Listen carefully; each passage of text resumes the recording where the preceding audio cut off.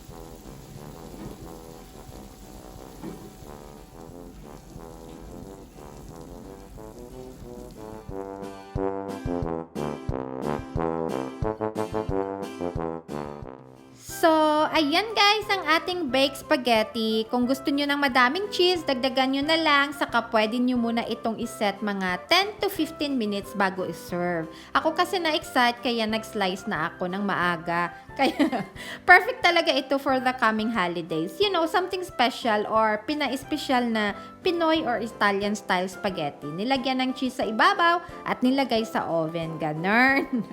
Saka pwede din ito pang lasagna or baked mac. That's it guys! I hope you will try this recipe at home. Thank you so much for watching. Please don't forget to like, subscribe, and hit the notification bell para lagi kayong updated kung may bago akong video. Bye! And happy holidays! Mwah!